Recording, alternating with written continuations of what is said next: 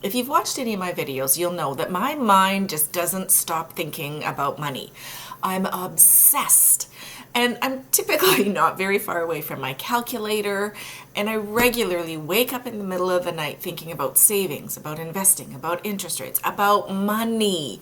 But never, and I mean never, do I wake up in the middle of the night thinking about spending money. Never.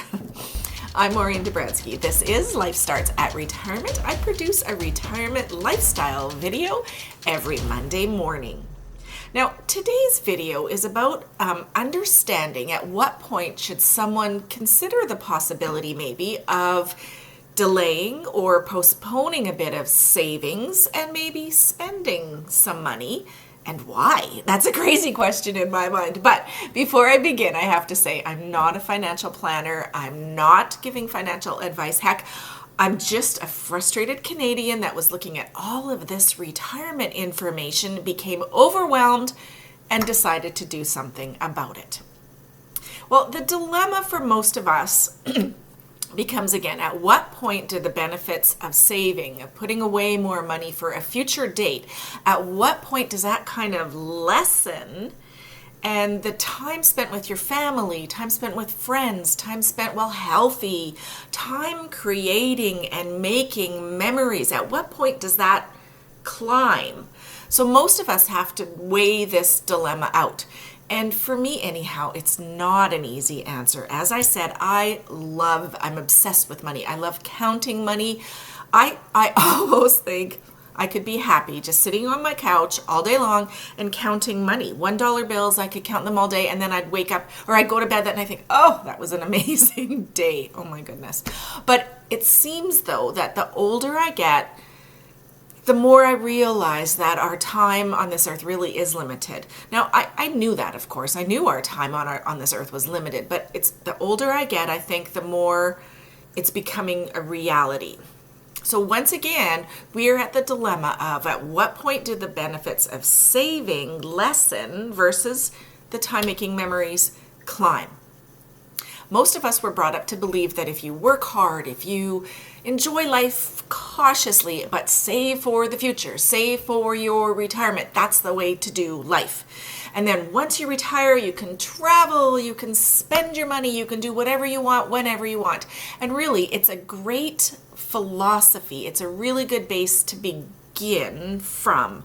But again, as my age climbs and as I get older, it seems to climb more and more quickly. We're back to that dilemma again, when to continue saving and when to spend.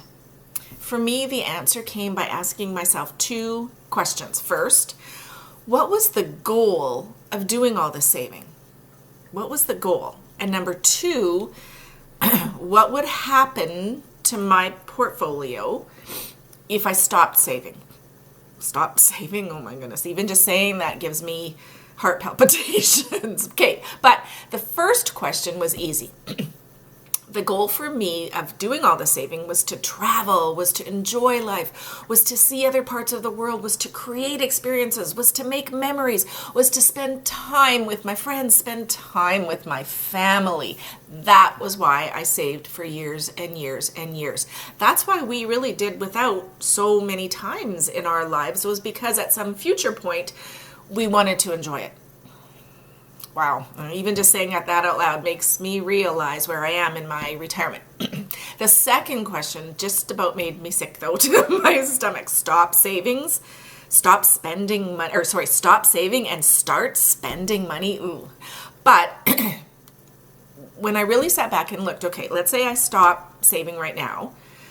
I realized that because we had saved so hard for so many years, we could finally let our investments and the compound interest do more of the work for us, and we could enjoy more of the fun.